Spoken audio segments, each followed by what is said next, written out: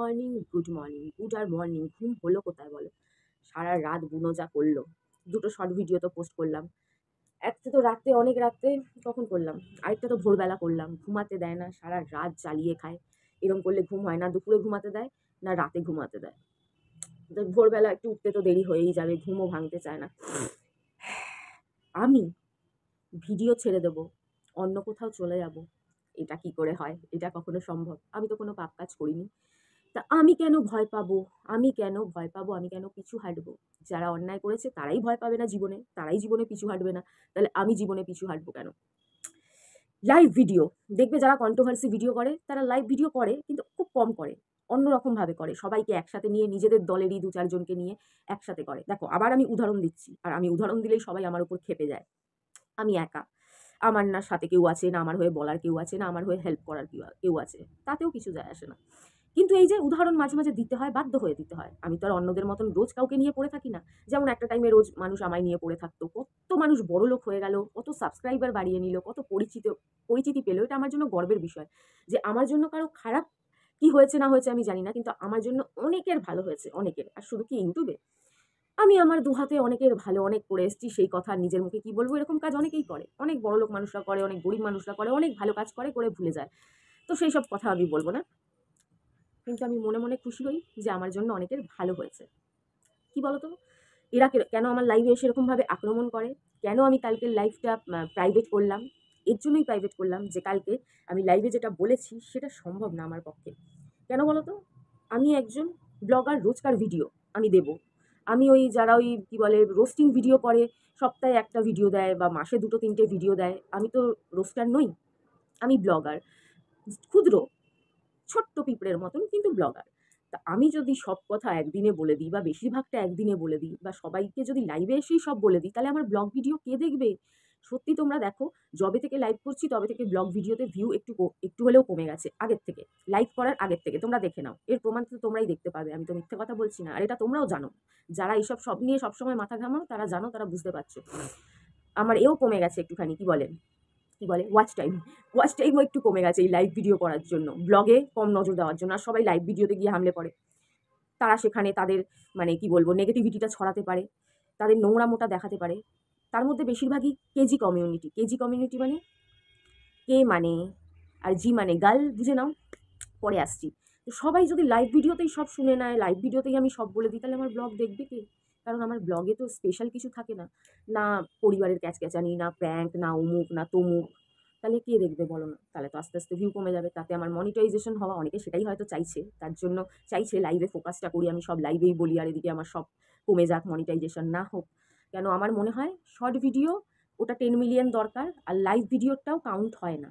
আমার যেটা মনে হচ্ছে লাইভ ভিডিওতে কাউন্ট হলে তাহলে ওয়াচ টাইম আরও অনেক অনেক অনেক ছাড়িয়ে যাওয়ার কথা ছিল।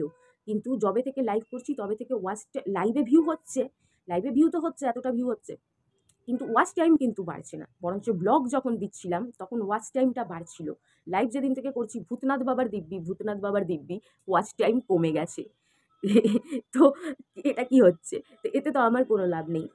কেন? আমি লোকের ক্ষতি না করতে পারি, কিন্তু নিজের লাভ একটু হলেও তো আমায় দেখতে হবে। নিজের ভালোটা আমি যদি সব লাইভে বলে দিই, তা আমি তো আস্তে আস্তে বলার জন্য রেখে দিয়েছি, বলবো আমি সবই। আমায় প্রশ্নও করতে হবে না, আমায় কারো প্রশ্নও করতে হবে না, বলবো আমি সবই। আর প্রশ্ন কি চুলের প্রশ্ন করে? কি প্রশ্ন করে বলো তো? যেই প্রশ্ন দিয়ে ভিডিও করে করে মানুষ বড়লোক হয়ে গেল। আগের বাড়িতে আমি ৭ বছর ছিলাম একটা পাড়ায়, সেখানে আমি ইনস্টাগ্রাম চালিয়েছি, ফেসবুক, মানে যা যা করেছি সবেতে সব বলেছি, সেই একই প্রশ্ন। আবার একই প্রশ্ন, আসলে না মায়া লাগে। কি বলতো, এদের ভান্ডা আমি মাঝে মাঝে এক্সাম্পল দিতে গিয়ে এদের ভান্ডাটা ফুঁড়ে দিই, তো এরা বিপাকে পড়ে যায়। তো তখন আমাকে অ্যাটাক করতে হবে। এবার কি নিয়ে অ্যাটাক করবে বেচারিরা বলো? বেচারি হোক বেচারা হোক, কি নিয়ে অ্যাটাক করবে? আমার তো নতুন কিছু খুঁজে পাচ্ছে না। মানে এই ২ বছর ধরে তো একদমই কিছু খুঁজে পাচ্ছে না। তাই সেই পুরনো যেগুলো নিয়ে বলা হয়ে গেছে, যাদের আমার বর বলা হয়ে গেছে, সেগুলোই আবার বলে। মানে নতুন তো কিছু পাচ্ছে না। ধরো, আমাদের চারিদিকে প্রচুর মানুষের ২-৩টে বিয়ে আছে, ডাইভোর্স আছে, উইডো আছে, বিধবা মানুষ আছেন, তারা আবার বিয়ে করেছেন, এরকম নানান রকম আছে। নাম নিতে গেলে আমার ভিডিও না জানি ৫ ঘন্টার হয়ে যাবে না ১০ ঘন্টার হয়ে যাবে। লক্ষ লক্ষ মানুষ আছেন যাদের ভিডিও ইউটিউবে ঘুরে বেড়ায়, তারা বড় বড় মানুষ আছেন, সিরিয়াল, সিনেমা, নর্মাল, এদিক ওদিক, কি বল, পলিটিশিয়ান, সব রকম মানুষ আছেন যাদের দুটো তিনটে বিয়ে হয়েছে। ধরো কারো আগের বরের সাথে কেউ কোথাও বসে গল্প করছে বা কিছু করছে, সেটা কি দৃষ্টিকটু লাগে? সে তো তার আগের বর ছিল, এক্স ছিল, সে কোনো কারণে তার সাথে দেখা করতেই পারে, তার বাড়িও যেতে পারে। ইচ্ছে করলে তার এখনকার হাসব্যান্ড যদি রাজি থাকে তাহলে সে এক্স বরের সাথে একটা আরামসে বন্ধুর মতন, এরকম অনেক আছে যে কোনো কারণে পোষায়নি, দুজনের মধ্যে মিউচুয়াল ডাইভোর্স হয়ে গেছে বা মিউচুয়াল ভাবে ছাড়াছাড়ি হয়ে গেছে, নিজেদের মধ্যে ছাড়াছাড়ি হয়ে গেছে, কিন্তু তাদের মধ্যে একটা বন্ধুত্বপূর্ণ সম্পর্ক রয়ে গেছে। তারা আবার আলাদা আলাদা সংসার করেছেন, কিন্তু তাদের সেই পুরনো সম্পর্কের মধ্যে একটা বন্ধুত্ব সম্পর্ক রয়ে গেছে। তারা দেখা হলে কথাও বলে, বন্ধুত্বের মতন কোনো কিছুতে নিমন্ত্রণও করে। এরকম না থাকতেই পারে, সেটা দৃষ্টিকটু লাগে না। দৃষ্টিকটু কখন লাগবে? সে যখন একটা নতুন কাউকে নিয়ে গিয়ে কোথাও গিয়ে বসবে, কোথাও যাবে, সেটা লাগা উচিত দৃষ্টিকটু। কিন্তু নিজের বিয়ে করা বর তাকে কোনো কারণে ছেড়ে দিয়েছে, তার সাথে সম্পর্ক নেই, বা নিজের একটা সম্পর্কের মানুষ বা নিজের বাচ্চার বাবা যার সাথে এখন আর সম্পর্ক নেই, তার সাথে যদি কোথাও যায় বা দেখা করে, তাতে কি যায় আসে মানুষের? সে তো মানুষের জানা অলরেডি। কিন্তু এরা নতুন কিচ্ছু খুঁজে পায় না বেচারীরা, কি করবে? তাই আমায় এসে হোটেলের কথা জিজ্ঞেস করে, সে কোন ২ বছর ১.৫ বছর আগের। তাও আবার নিজের সম্পর্কের মানুষের সাথেই, যেগুলো নিয়ে তারা ভিডিও করে বড়লোক হয়ে গেছে। আরে ভাই, আমি তো নয় আমার কপালে নেই, নাহলে আমি রোজ যেতাম, বিশ্বাস করো, রোজ যেতাম, রোজ তোদের কনটেন্ট দিতাম। কিন্তু দিতে পারছি না, দুঃখের কথা। যারা নিজেদের রাত কাটছে ওইওতে, মাঠে ঘাটে, এখানে ওখানে। আরে শুধু হোটেল লাগে নাকি? আজকাল তো যে যেখানে পাচ্ছে শাড়ি তুলছে, যে যেখানে পাচ্ছে মিডি তুলছে, যে যেখানে পাচ্ছে ব্যান্ড খুলছে, কি আর করা যাবে? মাঠে ঘাটে ভিডিও ছড়াছড়ি চারিদিকে। সেন্ট্রাল পার্কের মতন এত মাঠ ঘাট, জায়গায় জায়গায় ভিডিও দেখি, রানাঘাটের অমুক মাঠ, অমুক জায়গার অমুক পার্ক, ব্যারাকপুরের অমুক পার্ক। সেখানে গিয়ে হোটেল লাগছে না, মানুষ নিজের মা বাবার মুখে, নিজের পরিবারের মুখে চুনকালি মাখিয়ে সেখানে গিয়েই সব কাজ সেরে ফেলছে। কত বাচ্চা এদিক ওদিক মানে খালে বিলে, নদীতে, নালালে, পুকুরে বাচ্চা, কি বলবো, বিচিত্র ফেলছে। আর বাচ্চা কাচ্চা সব ভেসে চলে যাচ্ছে খালে বিলে, খালে বিলে। এরাই এসে আবার এখানে সতী সেজে ডায়লগ মারাতে এসছে। আবার আমায় প্রশ্ন করছে, অন্যকে প্রশ্ন ছুড়ে দিচ্ছে। আরে দেখ গিয়ে তোদের ভাই বোনেরা তোরা কোন মাঠে ঘাটে কখন গিয়ে নামাচ্ছিস, আর হোটেলের কাজটা মাঠে ঘাটেই সেরে ফেলছিস। অন্যকে এসে হোটেলের কথা জিজ্ঞেস করছিস। হ্যাঁ গেছি, ১০০ বার যাবো।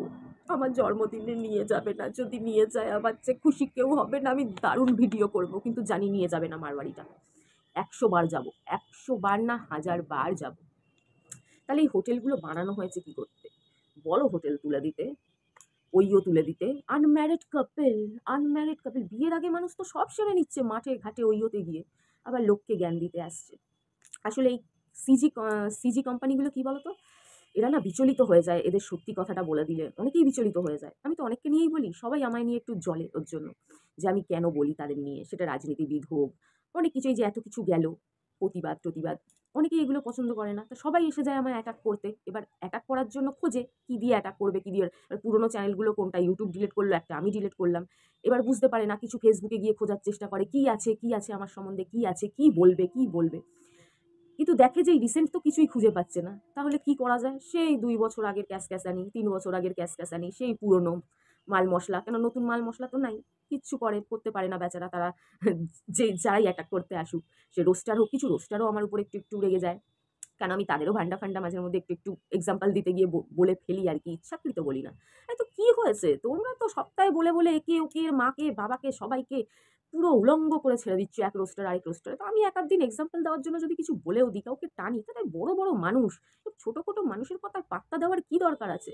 बड़े-बड़े देश में ऐसी छोटी-छोटी बात तो होता रहता है, মানুষ তো বলে। কিন্তু না পাত্তা দিলে হয়তো গায়ে মেখে নিয়ে পিছনে পড়ে যাওয়ার কি হয়েছে ভাই? এতে তো নিজের পরিচয় আরও দিয়ে যায়। অর্ধেকের তো ফেক অ্যাকাউন্ট, সেই অ্যাকাউন্টের কোনো মাও নাই, বাপ নাই, অবৈধ খুলেছে সব। একটা ফোনে তো অনেকগুলোই অ্যাকাউন্ট খোলা যায়, অবৈধ খুলেছে, যার কোনো মা-বাপ নেই। এইরকম অ্যাকাউন্টের তো এরপর থেকে জবাবই দেব না। কেউ জবাবই দেয় না, এদের পাত্তাই দেয় না। আসলে কি বলতো? আমি না সবাইকে ভালোবাসি। হয়তো কখনো ২ টো কথা বলে ফেলি এক্সাম্পল দিতে গিয়ে, বা কিছু একটা জিনিস হঠাৎ দেখলে খুব দৃষ্টিকটু লাগে যে এই জিনিসটা ইউটিউবে এভাবে করাটা ঠিক না। তোরা তো পয়সা কামাচ্ছিস, সব দিক থেকে পয়সা কামাচ্ছিস। বাইরে ধান্দা করে, বিজনেস করে পয়সা কামাচ্ছিস। এখানে এসে ইউটিউব করে, ফেসবুকে কোথাকারও পয়সা ছাড়ছিস না। তারপরেও ইউটিউবে এত নোংরামো, ওটা একেক সময় মুখ দিয়ে বেরিয়ে যায়। কি দরকার? কামাতে থাকো।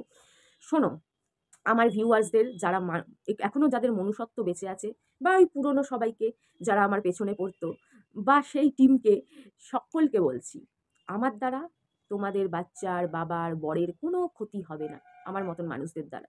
কেন আমাদের মতন মানুষরা যদি কোনো ভুল পথে কোনো গিয়ে থাকে, তাহলে শুধুমাত্র বাধ্য হয়ে। কিন্তু আমাদের মতন মানুষরা যখনই সুযোগ পায় সেখান থেকে রিটার্ন ব্যাক করে, আর জীবনে সেখানে যেতে চায় না। তাই আমাদের মতন মানুষের দিয়ে খুব ক্ষতি হওয়ার চান্স খুব কম। কিন্তু এইসব মানুষদের থেকে বেঁচে থাকো, এরাই সমাজকে ধ্বংস করছে। তোমাদের মা বা ভাই, বাবা, কাকা, বর এদের থেকে সুরক্ষিত নয়। তাই কার তোমরা কার সাপোর্ট করবে, কি করবে তোমাদের ব্যাপার। এক পাড়ায় 7 বছর থেকে এসছি, কেউ বলতে পারবে না কারো বরের দিকে কোনোদিন চোখ তুলে তাকিয়েছি, কারো বরের সাথে আড্ডা মেরেছি, গল্প করেছি বা কিছু। আমি অর্ধেক মানুষকে যে মাথা নিচু করে বেরোতাম, অর্ধেক মানুষকে দেখলে চিনতেই পারবো না। এই পাড়াতে হয়ে যেতে চাচ্ছে 1.5 বছর। এই পাড়ার কোনো পুরুষকে আমি এখন অবধি চিনি না, এখন অবধি চিনি না। ওই কখনো ছাদে গেলে কেউ সাথে ওই দেখলেই টকাস করে ঢুকে পড়ি, যদি কোনো পুরুষকে দেখি টকাস করে ঢুকে পড়ি। আর ওই হালকা দেখাতে কি কাউকে চেনা যায়? হালকা দেখাতে কাউকে চেনা যায় না। কাউকে কখনো দেখিও না, দেখলেও ঢুকে পড়ি। এরম মানুষ আমি। আমার দ্বারা কারোর কোনো ক্ষতি হওয়ার নেই। আমি জীবনে যা করেছি বাধ্য হয়ে করেছি, আর তার থ্রুতেই অনেককে চিনতে পারি। আমি ডান্সের কাজও করতাম। অনেক মানুষ একসাথে তখনও পোষায় না। একসাথে ৩-৪টে কাজ করত। সেই থ্রুতেও অনেককে জানি যে এ তো আমার সাথে ডান্স করেছে, আবার সঙ্গে আরও অনেক কিছু করেছে। কেন সবার লোকটা একটু বেশি না? একটা জিনিসে টিকে থাকে না। আসলে এদের রাগ হচ্ছে আমি কি করে সমস্ত কিছু ছেড়ে, আমি আজ ডান্স করলে কত পয়সা কামাতে পারতাম। এরা লুকিয়ে চুরিয়ে কত কিছু করছে। আমি কি করে সব ছেড়ে দিয়ে বসে আছি। এদিকে নাকি আমার ব্যাংক অ্যাকাউন্ট নেই, আমার গয়না নেই, আমার কিচ্ছু নেই। মানে কোনো সম্পত্তির শটাও আমার কাছে নেই। তারপরেও কি করে আমি সব ছেড়ে এরকমভাবে হ্যাপি থাকার চেষ্টা করছি, এভাবে যুদ্ধ চালিয়ে যাচ্ছি। এটা অনেকের দৃষ্টিকটু, এটা অনেকের দৃষ্টিকটু। তোমরা এটা ভালো করে বুঝে নাও যে যারা আমায় ভুলভাল কমেন্ট করতে আসে তারা নরমাল মানুষ না। তোমরা যারা নরমাল মানুষ আমার ভিডিও দেখছো তারা নরমাল মানুষ না।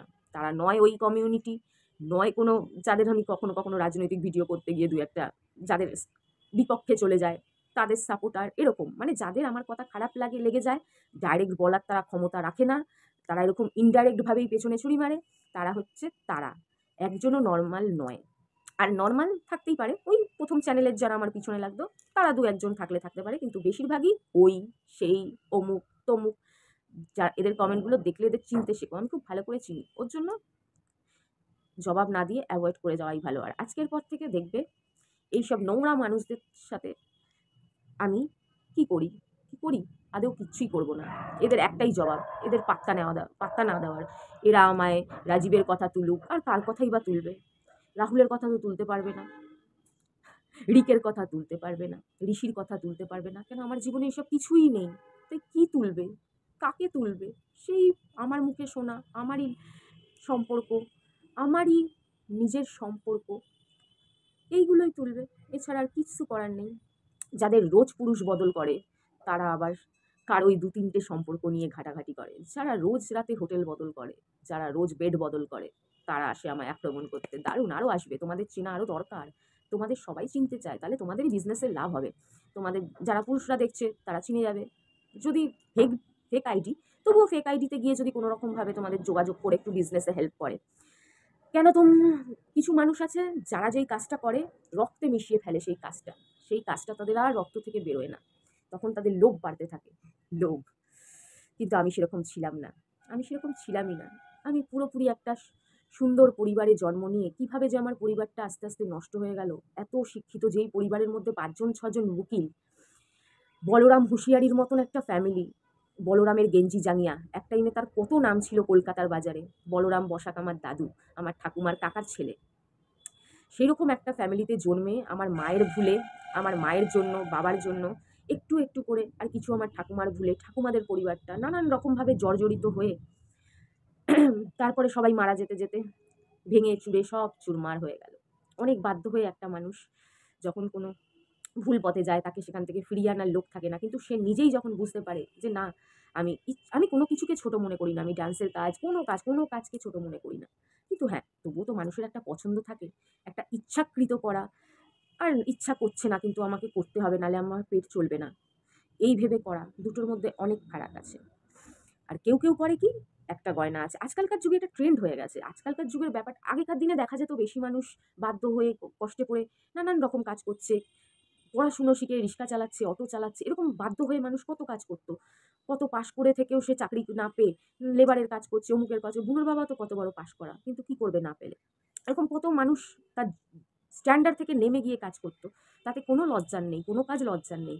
কিন্তু বাধ্য হয়ে করা, আর রক্তে মিশিয়ে নিয়ে আরও বড়লোক হওয়ার জন্য একটা আছে আরও চাই, ব্যাংক ব্যালেন্স, বাড়ি গাড়ি, তার জন্য করা। দুটোর মধ্যে আকাশ পাতাল তফাৎ আছে। আর এখনকার দিনে মানুষ সব রকমের কাজ বেছে নিচ্ছে শুধুমাত্র আরেকটু বড়লোক হওয়ার জন্য, আরেকটু বড়লোক হওয়া, স্ট্যান্ডার্ড মেনটেন করার জন্য। দেখাচ্ছে এত চারিদিকে ইনস্টাগ্রাম, ওই সেই বড় বড় হোটেলে যাব, বন্ধুদের নিয়ে বান্ধবীদের নিয়ে ডিস্কোতে যাব, পাবে যাব, গয়না পরবো, দামি দামি ফোন রাখবো, এইসব মেনটেন করার জন্য মানুষ চারিদিকে গিজগিজ করছে, কত মানুষ এরকম যাদের আমরা চিনতেও পারছি না, যাদের আমরা কত সতী ভাবছি। উফ! সতী তো দ্রৌপদী মাও ছিলেন, তারও ৫টা বিয়ে হয়েছিল। আমি নিজেকে সতী ভাবি না, চাই আমার ৩-৪টে বিয়ে হোক, তারপরেও আমি ভাবি না। কিন্তু কিছু, কিছু মানুষ রোজ এর ওর বরের সাথে রাত রাত কাটিয়ে আমায় কমেন্ট করতে চলে আসে, সেটাও আমি মানব না। ঠিক আছে? এদেরকে এরপর থেকে পাত্তাই দেব না। যখনই আসবে বলে দেবো, "এসে গেছো? কমিউনিটি থেকে তোমাদের কমেন্ট দেখলেই তো চিনে যাই, আরও সবাইকে চিনিয়ে দিতে হবে, তাই না?" এটাও আমার দায়িত্বে পড়ে। তা তোমরা তোমাদের শত্রুতামি করতে থাকো, আমিও ভিডিও করব, ব্লগে বেশি জোর দেবো, লাইভ রোজ করব, অসুবিধা নেই, করব। নেট ভিক্ষা চেয়ে যেভাবেই হোক নেট করব।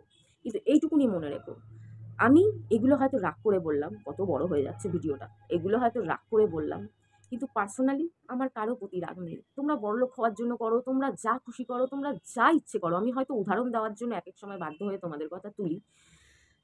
সবার কথা তুলি, মানে তোমাদের কথা মানে কি? যাদেরকে নিয়ে আমি যখন বলি, সে পলিটিশিয়ান হোক বা যেই হোক, সবাইকেই বলছি।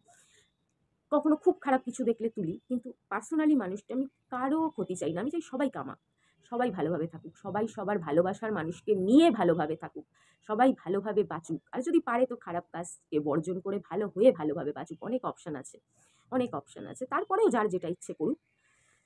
কিন্তু বারবার আমার পিছনে লাগলে আমি তো বলবই। তো চলো টাটা, অনেক বড় ভিডিও হয়ে গেছে। এবার যাই হোক, কি রোম্যান্টিক, কাশ মারওয়ারি কোথাও নিয়ে যেত, কিন্তু নিয়ে যাবে না। তো আজকে লাইভে দেখা হচ্ছে, আবার চলে এসো তোমাদের ওই অবৈধ অ্যাকাউন্টগুলো নিয়ে কমেন্ট করতে। মাঠে ঘাটে আবার জামা কাপড় রেখে চলে এসো না, আস্তে ধীরে এসো, হ্যাঁ, জামা কাপড় পরে এসো। চলো টাটা।